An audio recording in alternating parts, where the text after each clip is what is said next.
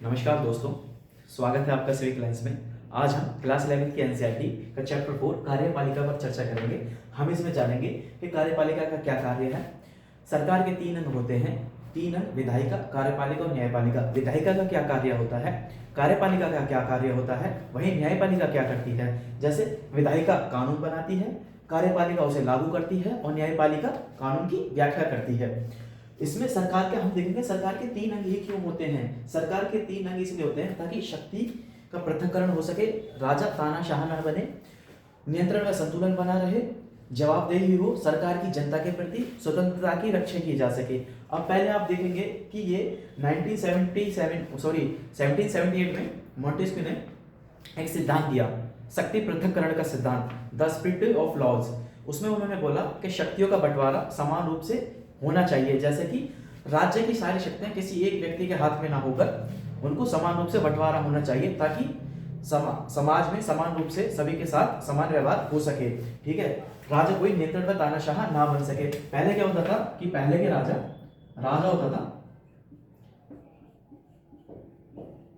तो इसका क्या कार्य होता था, यही तो किंग मेकर था, यही कानून बनाता था, यही उनको लागू करता था और यही न्याय देता था। इससे इस बात का खतरा बढ़ जाता था कि यह अपने सगे संबंधियों को बचा सकता था अपने कानून के तहत, अपने नियमों के तहत। तो यही कानून बनाता था, राजा, यही लागू करता था और यही न्याय देता था। वहीं 1778 में शक्ति पृथक्करण का सिद्धांत मॉन्टेस्क्यू ने दिया, जो फ्रांस के थे।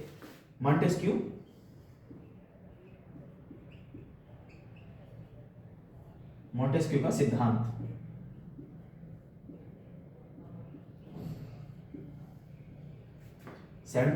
में द स्प्लिटिंग ऑफ लॉज में इन्होंने एक सिद्धांत दिया। उस सिद्धांत का नाम था शक्ति पृथक्करण का सिद्धांत।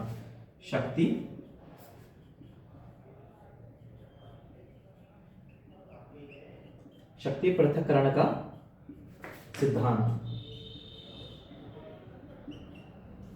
इसमें इन्होंने कहा कि शक्तियों का बंटवारा समान रूप से सभी में होना चाहिए। यही व्यवस्था भारत ने कुछ अपनी थोड़ी आंशिक रूप से इसको अपनाया, विधायिका, कार्यपालिका और न्यायपालिका में। अब हम देखते हैं कि सरकार के 3 अंग ही क्यों होते हैं, 4 क्यों नहीं हुए, 5 क्यों नहीं हुए, क्योंकि सरकार की सारी गतिविधियां इन्हीं 3 अंगों के माध्यम से की जाती हैं। जैसे हम देखेंगे अब कि पहला इसका शक्ति पृथक्करण। शक्ति पृथक्करण, राजा को तानाशाह बनने से रोकने के लिए शक्ति पृथक्करण बनाया जाएगा। उसके बाद नियंत्रण में संतुलन बनाए रखने के लिए, नियंत्रण व संतुलन बनाने के लिए। तीसरा है जवाबदेही, किसकी, सरकार की, किसके प्रति, जनता के प्रति। और चौथा है स्वतंत्रता की रक्षा के लिए,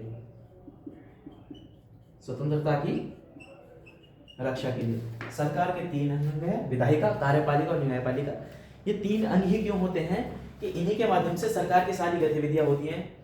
कि जैसे शक्ति पृथक्करण, जैसे विधायिका को कुछ शक्ति दी गई है, वहीं कार्यपालिका को कुछ शक्ति दी गई है, वहीं न्यायपालिका को अपनी अपनी शक्ति दी गई है। तो यह शक्ति पृथक्करण का सिद्धांत किससे अपनाया था, तो मॉन्टेस्क्यू के सिद्धांत से अपनाया था, आंशिक रूप से थोड़ा सा। नियंत्रण व संतुलन बना रहे, सरकार व जनता के प्रति जवाबदेही होती है सरकार की। अगर सरकार कोई गलत कानून बनाती है तो जनता को वह पूरा अधिकार है कि उस कानून का विरोध कर सकती है। स्वतंत्रता की रक्षा के लिए इन तीनों अंगों की आवश्यकता होती है। अब हम देखेंगे कार्यपालिका के प्रकार। राजनीतिक कार्यपालिका किसे कहते हैं और स्थायी कार्यपालिका किसे कहते हैं।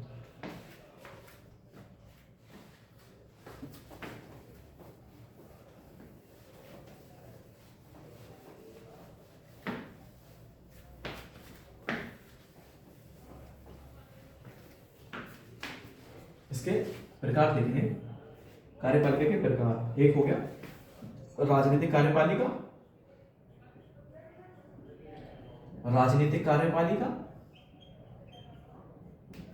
और दूसरा हो गया स्थायी कार्यपालिका।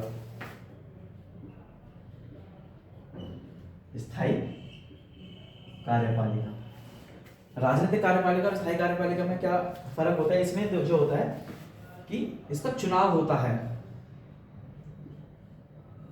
राजनीतिक कार्यपालिका में, जैसे राष्ट्रपति का, प्रधानमंत्री का, सीएम का और राज्यपाल का, यह लोग चुनकर आते हैं।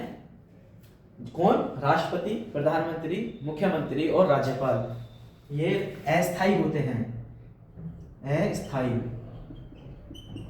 अस्थायी होते हैं, यानी कुछ समय के लिए। कार्यकाल 5 वर्ष होता है इनका, कार्यकाल 5 वर्ष।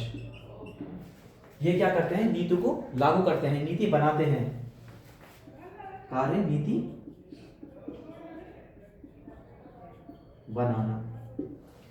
राजनीतिक कार्यपालिका, इनका चुनाव होगा। चुनाव किस किस का होगा? राष्ट्रपति का होगा, मुख्यमंत्री का होगा, प्रधानमंत्री का होगा, राज्यपाल का होगा।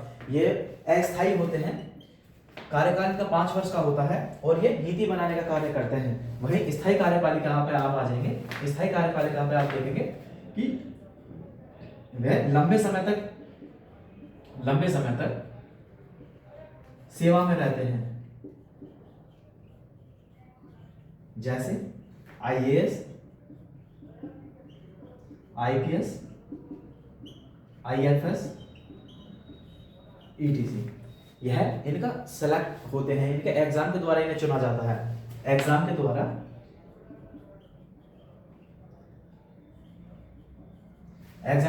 सेलेक्ट होते हैं। वहीं स्थायी रहते हैं, यह स्थायी रहते हैं, यह नीति को लागू करते हैं। कार्यपालिका में देखा, राजनीतिक कार्यपालिका और स्थायी कार्यपालिका में इनका चुनाव होता है। चुनाव किसका होगा? राष्ट्रपति का, प्रधानमंत्री का, सीएम का और राज्यपाल का। ये देखेंगे ये अस्थायी होते हैं, कुछ समय के लिए होते हैं। जैसे कार्यकाल इनका 5 वर्ष का होता है। यह नीति बनाते हैं, राजनीतिक कार्यपालिका, और यह नीति को लागू करते हैं, यह इनका मुख्य कार्य होता है। अब इसमें थोड़ी सी हम राष्ट्रपति के बारे में चर्चा करेंगे कि राष्ट्रपति कौन है, किस आर्टिकल में राष्ट्रपति के बारे में बोला गया है, 54 क्या कहता है, 52 क्या कहता है, 55 में राष्ट्रपति के बारे में क्या चर्चा की गई है, 56 क्या कहता है, 58 में योग्यता के बारे में कहा गया है, 60 में शपथ के बारे में कहा गया है। तो 1 बाय 1 करके राष्ट्रपति की क्या क्या शक्ति होती हैं, ठीक है ना, आपातकालीन शक्ति कौन कौन सी होती हैं। तो इसमें हम थोड़ा सा टॉपिक राष्ट्रपति का लेंगे और प्रधानमंत्री, मुख्यमंत्री, राज्यपाल समय आने पर धीरे धीरे इनको टॉपिकों को उठाते चलेंगे। तो हम इसमें राष्ट्रपति की चर्चा करते हैं थोड़ी सी।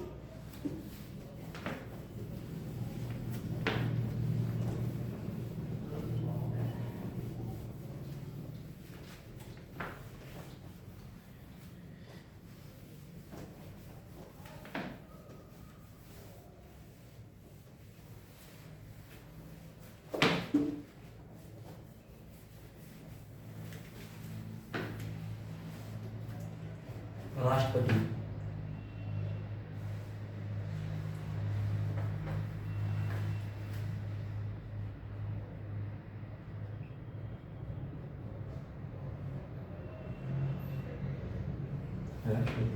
आर्टिकल 52 में कहा गया है कि भारत का एक राष्ट्रपति होगा। आर्टिकल 52 में कहा गया है, आर्टिकल 52 में कहा गया है कि राष्ट्रपति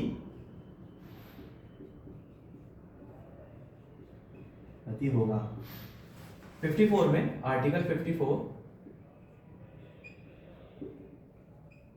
निर्वाचन कि राष्ट्रपति के निर्वाचन में कौन कौन भाग लेगा। राष्ट्रपति के निर्वाचन में लोकसभा व राज्यसभा के निर्वाचित सदस्य भाग लेते हैं, राज्य विधानसभा के निर्वाचित सदस्य भाग लेते हैं, वहीं दिल्ली व पांडुचेरी के विधानसभा के निर्वाचित सदस्य भाग लेते हैं। यह संविधान संशोधन के तहत, 17वें संविधान संशोधन के तहत यह जोड़ा गया था।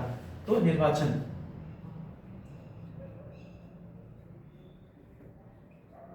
में भाग कौन कौन लेता है?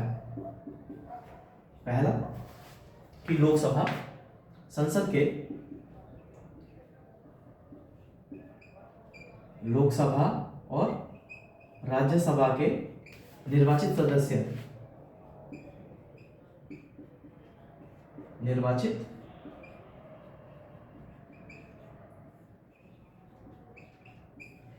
संसद के लोकसभा व राज्यसभा के निर्वाचित सदस्य राष्ट्रपति के निर्वाचन में भाग लेते हैं। और राज्य विधानसभा के निर्वाचित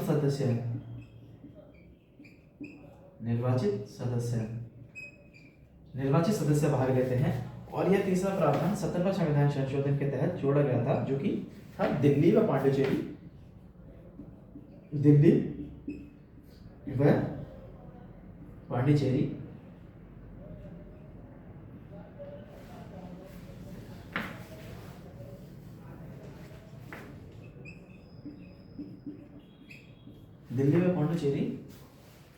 के विधानसभा के निर्वाचित सदस्य भाग लेंगे।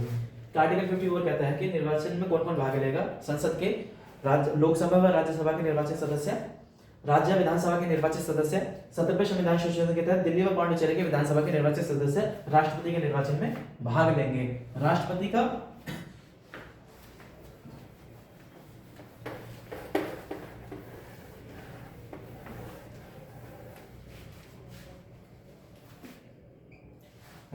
चुनाव कैसा होता है? राष्ट्रपति का चुनाव एकल संक्रमणिक मत के आधार पर होता है, गुप्त मतदान होता है। 56 में हम देखेंगे आर्टिकल 56, इसमें कार्यकाल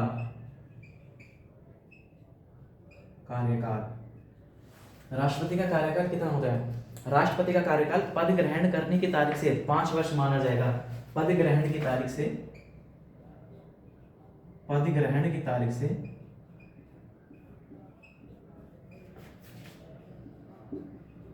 तिथि से 5 वर्ष इसका कार्यकाल माना जाएगा। इसका वेतन 5 लाख है। वेतन कितना है राष्ट्रपति का? 5 लाख। अच्छा, राष्ट्रपति अपना त्यागपत्र किसे देगा? राष्ट्रपति अपना त्यागपत्र उपराष्ट्रपति को देता है, जो आर्टिकल 56 का क्लॉज 1 का सब क्लॉज ए में इसका चर्चा की गई है। आर्टिकल 56 क्लॉज 1 का सब क्लॉज ए में कहा गया है कि त्यागपत्र किसे देगा? तो ये त्यागपत्र उपराष्ट्रपति को देगा। राष्ट्रपति और उपराष्ट्रपति लोकसभा में यह सूचना जारी करेगा। किसको देगा? राष्ट्रपति उपराष्ट्रपति को।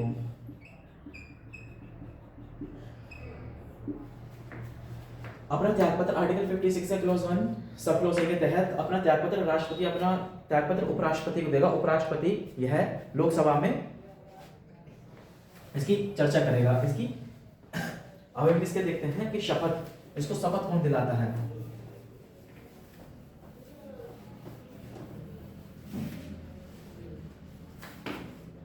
आर्टिकल 60 शपथ राष्ट्रपति को शपथ कौन दिलाता है? राष्ट्रपति को शपथ सुप्रीम कोर्ट का सीजीआई शपथ दिलाता है कि सर्वोच्च सुप्रीम कोर्ट का चीफ जस्टिस ऑफ इंडिया, अगर यह भारत में मौजूद नहीं है तो इनके स्थान पर कौन शपथ दिलाएगा? सुप्रीम कोर्ट का वरिष्ठतम न्यायाधीश इसकी शपथ दिलाएगा। आर्टिकल 58 कहता है, 58 आर्टिकल योग्यता। राष्ट्रपति के लिए क्या क्या योग्यताएं होनी चाहिए? पहला, वह भारत का नागरिक हो, 35 वर्ष पूर्ण कर चुका हो, वह किसी लाभ के पद में न हो और लोकसभा का सदस्य बनने की योग्यता रखता हो। यह है इसकी योग्यता है। पहला, भारत का नागरिक हो,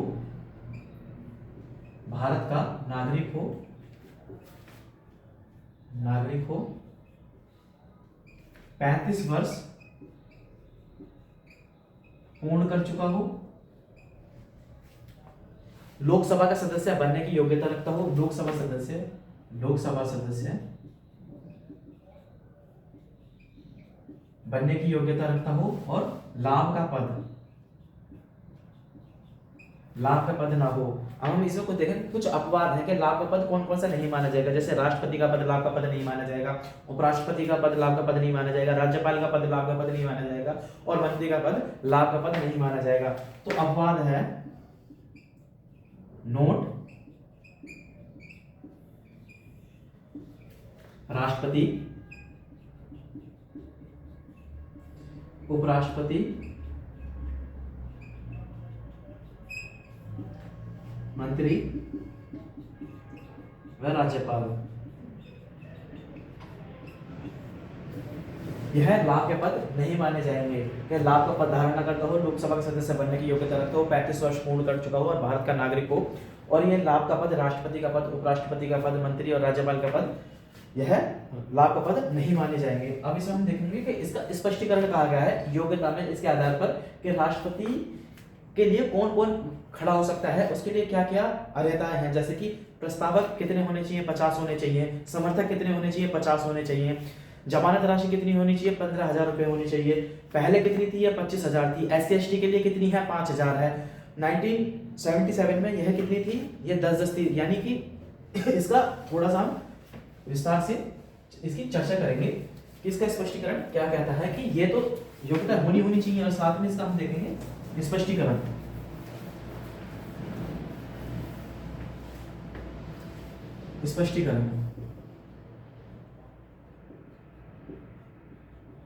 स्पष्टीकरण कि 50 सदस्यों का प्रस्ताव कि 50 सदस्य यह प्रस्ताव रखे कि हाँ भाई हमारी तरफ से यह व्यक्ति राष्ट्रपति बनने योग्य है, और 50 सदस्यों का समर्थन, 50 सदस्यों का समर्थन। जमानत राशि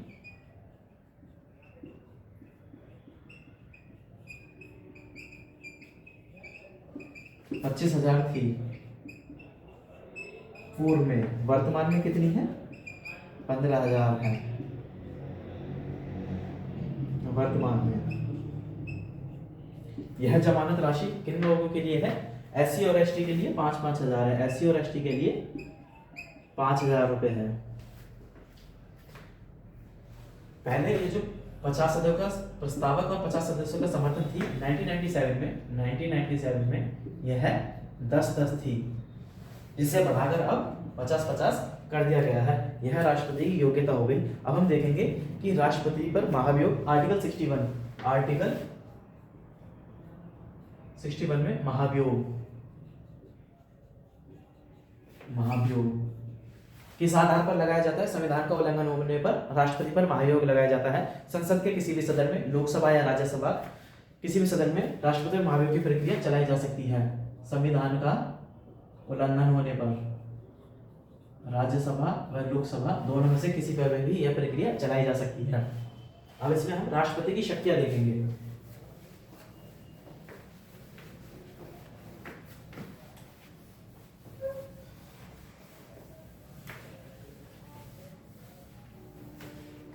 राष्ट्रपति की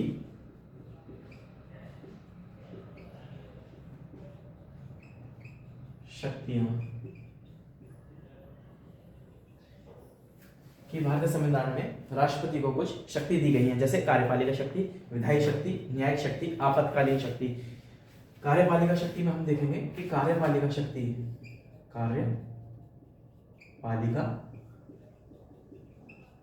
राष्ट्रपति को कौन कौन सी कार्यपालिका शक्ति है कि राष्ट्रपति प्रधानमंत्री को नियुक्त करता है और उसके साथ में मंत्रियों को नियुक्त करता है। प्रधानमंत्री की सलाह से वह राज्यपाल की नियुक्ति करता है। प्रधानमंत्री की नियुक्ति करता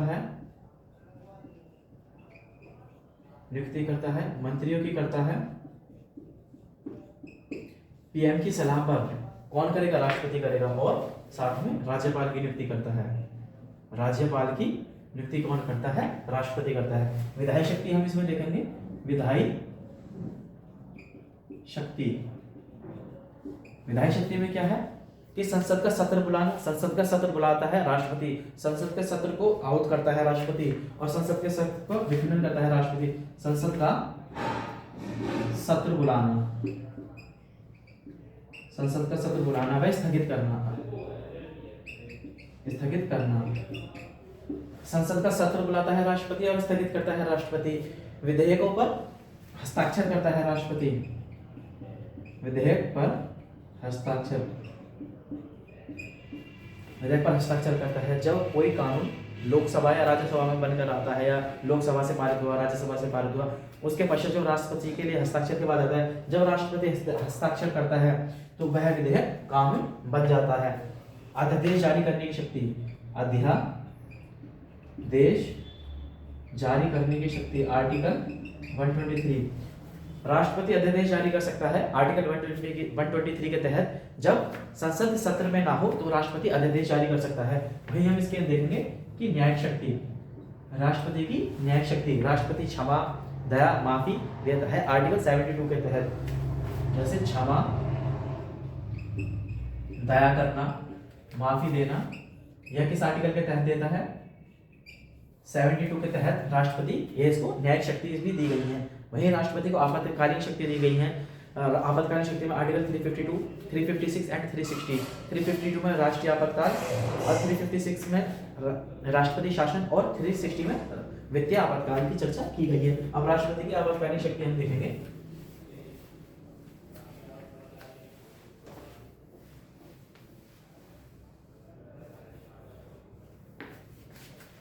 आपातकालीन शक्ति, आपातकालीन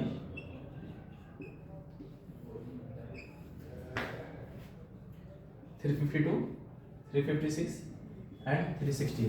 352 में नेशनल इमरजेंसी, राष्ट्रीय आपातकाल, राष्ट्रीय आपात, राष्ट्रपति शासन, वित्तीय आपातकाल कि आर्टिकल 352 कहता है कि राष्ट्रीय आपातकाल के दौरान, जैसे राष्ट्रीय आपातकाल का माना जाएगा जैसे युद्ध की स्थिति बनना, बाह्य आक्रमण की स्थिति बनना और आंतरिक अशांति के आधार पर राष्ट्रीय आपातकाल लगाया जाता था। लेकिन 40वें संविधान संशोधन के तहत 1978 में आंतरिक अशांति के आधार पर सशस्त्र विद्रोह रख दिया गया, क्योंकि इंदिरा गांधी जी ने हद से ज्यादा आपातकाल लगाया था भारत में।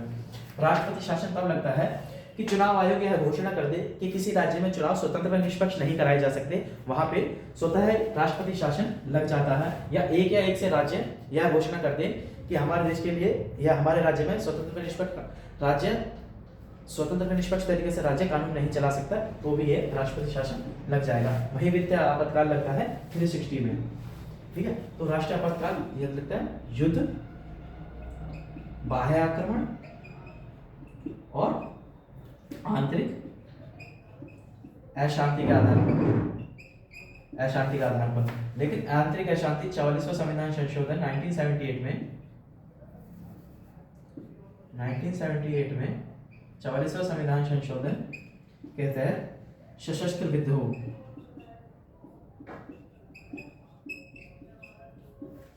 विद्रोह कर दिया था आंतरिक अशांति को। अब यह इसमें मूल संविधान में नहीं है, अब सशस्त्र विद्रोह है। राष्ट्रपति शासन लगता ही है कि जो चुनाव आयोग यह घोषणा कर दे कि किसी राज्य में चुनाव स्वतंत्र व निष्पक्ष तरीके से नहीं कराए जा सकते, तो राष्ट्रपति शासन लगेगा। वित्तीय आपातकाल लगता है कि जैसे मनमोहन सरकार के दौरान एक बार जब देश में वित्तीय आपातकाल आया था। ठीक है, तो यही टॉपिक अब खत्म होता है। अगला टॉपिक हम पढ़ेंगे, नेक्स्ट टॉपिक होगा विधायिका, उसकी चर्चा करेंगे। आज के लिए बस इतना ही। धन्यवाद दोस्तों, मिलते हैं अगले टॉपिक में। नमस्कार, जय हिंद।